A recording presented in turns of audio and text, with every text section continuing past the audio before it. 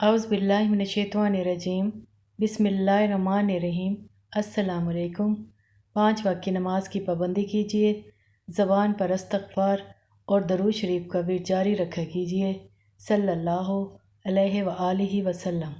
اگر ہم اپنے ارد گرد نظر دوڑائیں تو ہمیں ہر جگہ مفلسی نظر آتی ہے، لوگ پریشان حال ہیں۔ اسلام ہمیں دوسروں کا خیال رکھنے کا حکم دیتا ہے۔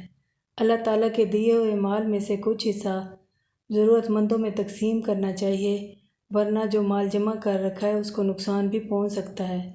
اللہ تعالیٰ صبح سویرے 2 فرشتوں کو نازل فرماتا ہے، ان میں سے ایک دعا کرتا ہے اور دوسرا التجا کرتا ہے۔ صحیح بخاری کی حدیث میں ہے کہ رسول اللہ صلی اللہ علیہ وآلہ وسلم نے فرمایا، ہر دن صبح 2 فرشتے اترتے ہیں، ان میں سے ایک دعا کرتے ہوئے کہتا ہے، اے اللہ، خرچ کرنے والے کو بہتر بدل عطا فرما، اور دوسرا التجا کرتا ہے، اے اللہ، جو خرچ نہ کرے اس کا مال تلف فرما دے۔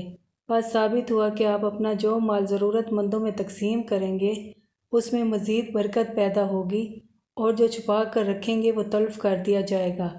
آخر میں دعا ہے کہ اللہ تعالی ہمیں نیکی کرنے اور دوسروں کا خیال رکھنے کی توفیق عطا فرمائے، آمین۔ آج کے لیے اتنا ہی، انشاءاللہ تعالی ایک اور نئی ویڈیو کے ساتھ دوبارہ حاضر ہوں گی۔ آپ اجازت چاہوں گی۔ اللہ تعالی ہم سب کا حامی و ناصر ہو۔ اللہ حافظ۔